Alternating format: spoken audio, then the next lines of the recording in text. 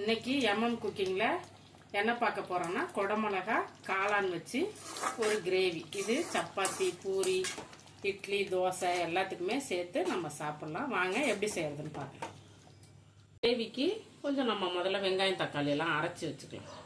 ஒரு கப்பு வெங்காயம் எடுத்திருக்கேன், அதை மிக்சி ஜாரில் சேர்த்துக்கிறேன். இப்போ கொஞ்சம் தக்காளி சேர்த்துக்கலாம்.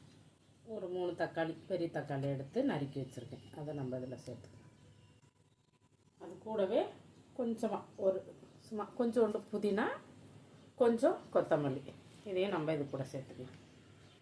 இதுக்கு தேவையான மசாலாவையும் நம்ம அதில் சேர்த்துக்கலாம். நான் ஒரு பாக்கெட் காளான் வாங்கி கழுவி வச்சுருக்கேன். அதுக்கு ஒரு 1.5 ஸ்பூன் அளவுக்கு மல்லித்தூள், 1 ஸ்பூன் மிளகாத்தூள் போட்டுக்கலாம். கொஞ்சமாக ஒரு 1/4 ஸ்பூன் மஞ்சத்தூள், இது கூடவே ஒரு 1/2 ஸ்பூன் சோம்பு,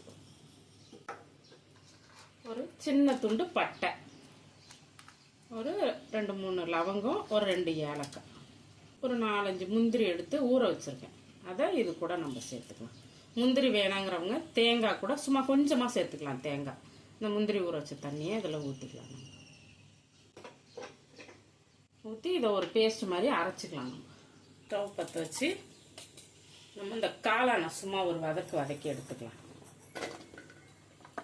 கிரேவியில் போட்டு ரொம்ப நேரம் இதை வேக வைக்கக்கூடாது, அதனால நம்ம சும்மா ஒரு வதக்கி எடுத்துக்கலாம்.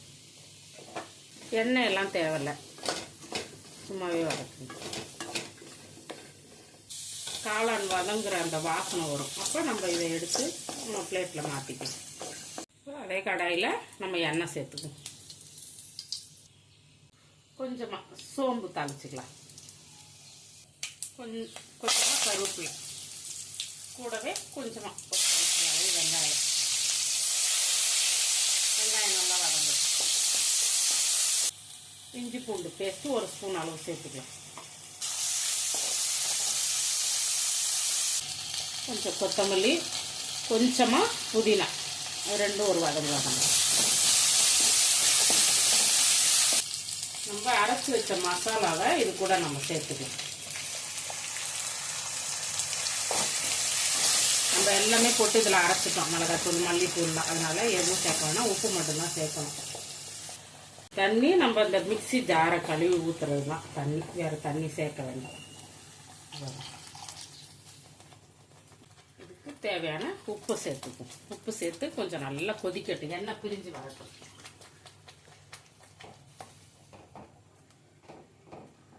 இப்போ நம்ம அந்த வதக்கி வச்சுருக்க காளானையும் இந்த குடமிளகாயும் சேர்த்து ஒரு 2-3 நிமிஷம் கொதிக்க விடலாம்.